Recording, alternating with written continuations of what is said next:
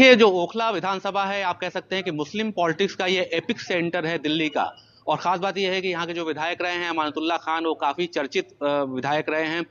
कई बार उनको उनको जेल भी जाना पड़ा है, तमाम तरह के आरोप उनके खिलाफ लगे रहे हैं, लेकिन वो लगातार दो चुनाव यहाँ से जीत रहे हैं। और हालांकि इस बार वो कड़े मुकाबले में चौतरफा टक्कर में फंसे हुए हैं।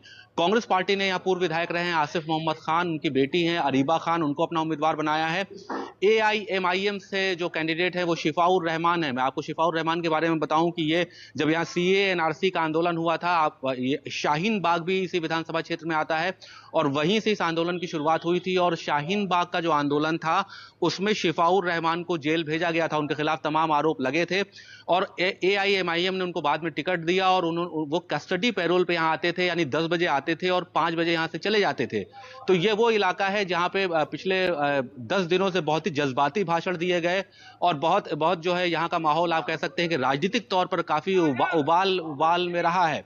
असदुद्दीन ओवैसी जो है लगातार यहाँ कैंपेन करते रहे, वो लगातार 4 दिन आकर उन्होंने यहाँ रोड शो किया, यहाँ पे मीटिंग की है। तो आप कह सकते हैं कि ये जो विधानसभा क्षेत्र है उस पर सबकी निगाहें लगी हुई हैं कि जो जेल से कैंडिडेट आया है वो क्या दिखा पाता है। खास बात यह है कि मनीष चौधरी हैं, जिनको भारतीय जनता पार्टी ने यहाँ से उम्मीदवार बनाया है। तो भाजपा की स्ट्रेटजी यह है कि चूंकि 3 मुस्लिम कैंडिडेट यहाँ लड़ रहे हैं, अमानतुल्लाह खान, अरीबा खान और शिफाउर रहमान, तो भाजपा को लगता है कि अगर ये तीनों वोट बढ़ते हैं तो यहाँ भारतीय जनता पार्टी को फायदा हो सकता है। देखिए, ये जो विधानसभा है, यहाँ पे 55% मुस्लिम वोट है, जबकि 45% जो है वो हिंदू वोट है। लेकिन आमतौर पर यहाँ लगातार मुस्लिम विधायक जीतता रहा है।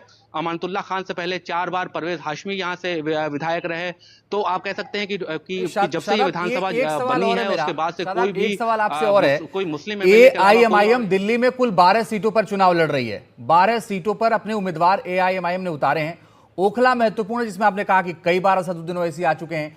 असदुद्दीन ओवैसी पर अलग अलग आरोप पार्टियां लगाती रही हैं कि जब वो चुनाव में जाते हैं किसको नुकसान किसको फायदा पहुंचाने, चाहे उत्तर प्रदेश हो चाहे बिहार हो। इस बार किसको फायदा और किसको नुकसान होगा असदुद्दीन ओवैसी के कैंडिडेट से और वोट कटने की वजह से?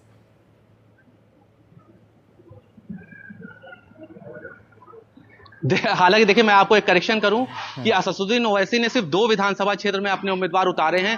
वो ओखला में चुनाव लड़ रहे हैं और मुस्तफाबाद में चुनाव लड़ रहे हैं। और खास बात यह है कि दोनों ही विधानसभा क्षेत्र में उन्होंने जो लोग सीए एनआरसी के आंदोलन में जेल में गए थे उनको टिकट दिया है। मुस्तफाबाद में उन्होंने ताहिर हुसैन को टिकट दिया है, जो आम आदमी के पार्षद रहे हैं। आपको याद होगा कि मुस्तफाबाद में बड़े भीषण दंगे हुए थे सीए एनआरसी के बाद, और उन्होंने यहाँ शिफाउर रहमान को टिकट दिया है। तो असदुद्दीन ओवैसी की कोशिश यह है कि